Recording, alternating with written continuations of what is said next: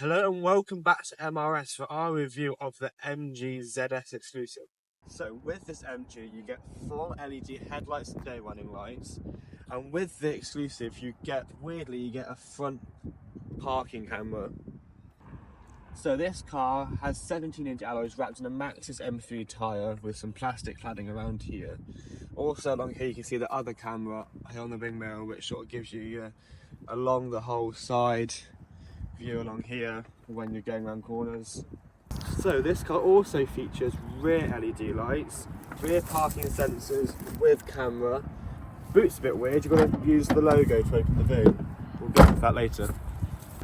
So going on to the interior, you have full leather interior, electric front and rear windows. Now onto the seats you have electric adjustability with height, which is always a good thing. Although, one weird thing, passenger's not electric. I don't know why they didn't do that.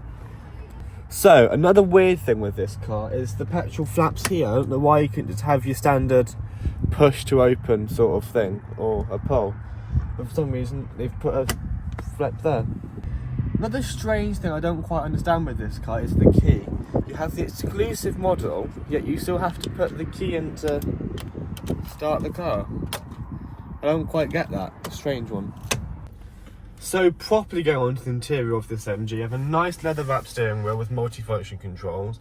You have a fully digital instrument cluster, which is very nice with changeable settings.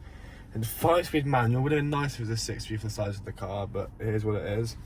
Another thing I quite like is, so if we go to look at the 360 view camera, you can see everywhere. So you can get 3D and you can get loads of different angles of the car, which is quite cool. Although I've tried using it, I don't really find it that useful, but it is what it is. Another thing as well, if you put your indicator on, it shows you next to you for whichever side it is. So you see the front of it, so you can sort of see the wheel tyre moving there. So one thing I don't like about the screen is everything's in here. So if you want to use your climate controls, you've got to go on the screen and use your climate controls. It's nice, it's got front heated seats, that's nice, keep you warm, but everything's in here. So if you're trying to like use your sat nav or whatever, you sort of got to try and multitask instead of just having a little switch down here or whatever. But there is a shortcut, but it's quite laggy. It's not really what you want it to be. But for a car that's around £20,000, it's quite good. There's a nice storage space down here, which is quite nice. Quite a nice deep space. Although it doesn't pull forward, so you're sort of going to have your arm quite far back, so you can't really use the armrest that much. So going on to the back seats, nice, sort of, you can easily fit a third person here. Transmission tunnel's not majorly big. Got 2 USBs. I'm about 5'10 and a half, 5'11. I can easily fit someone who's about 6 foot in the back here. So good space. Only thing is, light headliner. Don't really think it goes with the rest of the car being fully black, but it's what it is, especially when you've got this. One thing I don't quite get is along the seating here, you've got like a carbon look on in the leather. But obviously going into red stitching looks quite nice. Onto the boot. So, onto the boot. I'm not 100% sure on how many litres it is, but it's quite a nice size.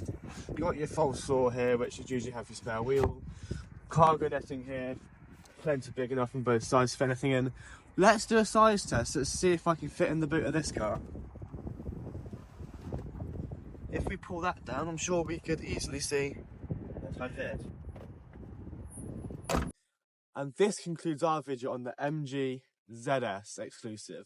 I give it about a 6 out of 10. It's only cost about £20,000, so for what you get for the budget, it's a great car.